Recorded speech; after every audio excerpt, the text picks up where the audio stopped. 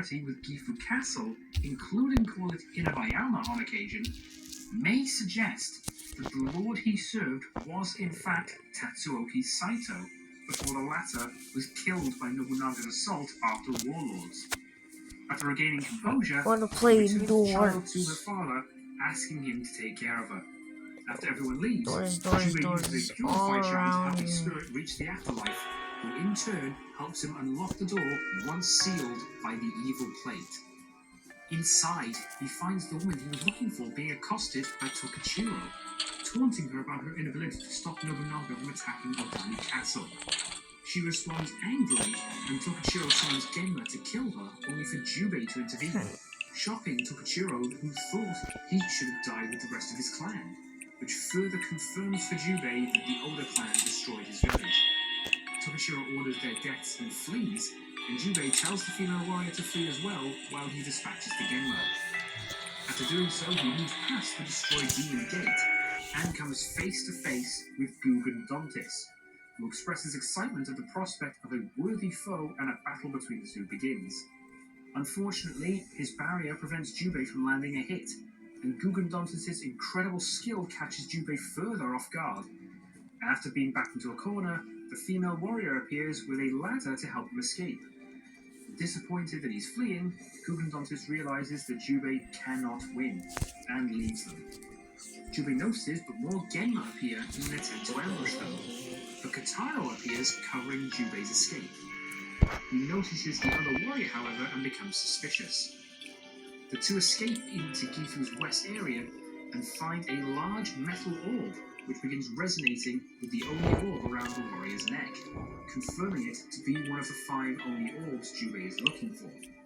She allows Jubei to use it, which causes it to transform into a metallic horse, and recognizing Jubei as an only warrior allows him to ride it.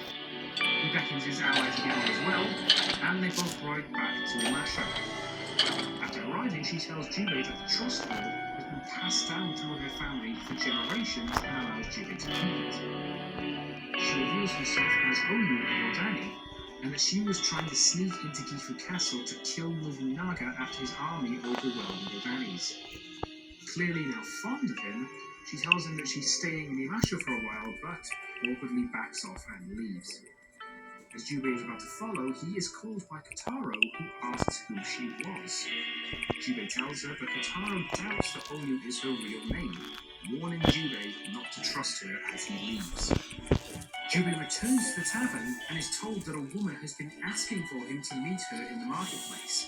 Jubei goes to meet her, but she reveals herself to be a Genma named Juju Dorma, who is seemingly enamored by Nobunaga. Jubei notices that she has an only orb, and she threatens to kill him and Takajo for defying Nobunaga. She races to Yagyu village to kill her, and Jubei gives chase. Upon arriving in Yagyu village, he is intercepted by more Genma, but Oyu appears to fight them off, giving him a chance to catch up with Juju Dorma. As she fights off the Genma, she tries to catch up with Jubei, but Kataro watches her from a rooftop, still suspicious of her motives. Unfortunately, Jubei arrives too late, and Takajo is slain by Juju Dorma, mocking him as she leaves. Takajo dies in Jubei's arms, wishing they had more time to talk. Oyu enters, and Jubei tells her that Takajo described her first meeting with his father, falling in love at first sight while he was training, believing it to be destiny. He says that he finds it hard to accept that he is the only blooded child that resulted in the union of a human and an Oni just because an otherwise stranger told him that she was his mother. But still suspicious of her motives. Unfortunately, Jubei arrives too late, and Takajo is slain by Juju Dorma, mocking him.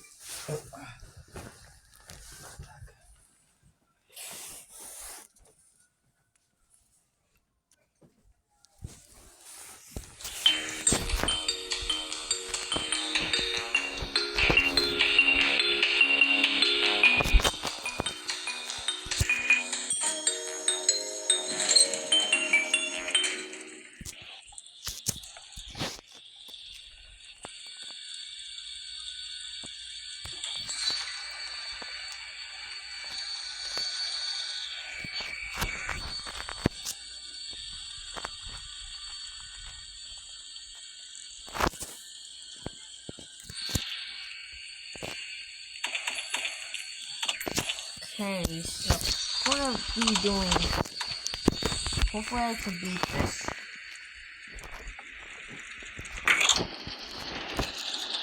Why is there a way I'm bad at the breaker puzzle?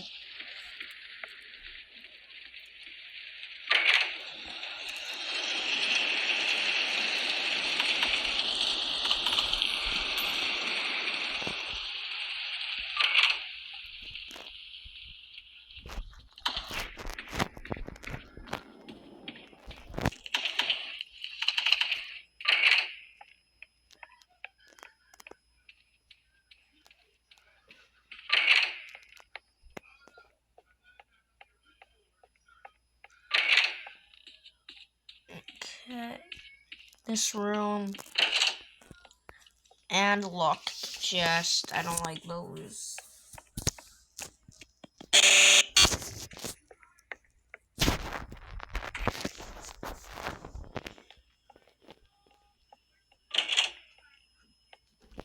Oh, I hate this room.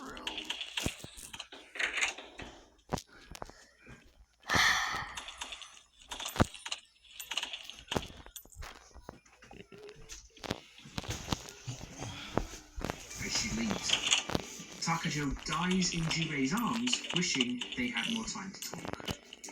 Oyu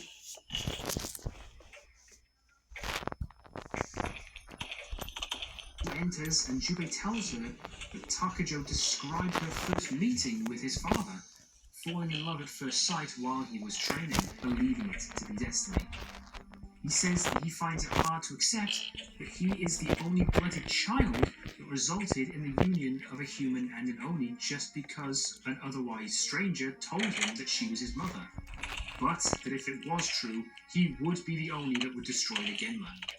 Oyu silently leaves, and Jubei soon follows after taking the ring left behind after his mother's body dissipated. He enters the Yagyu household and finds Oyu by the fireplace.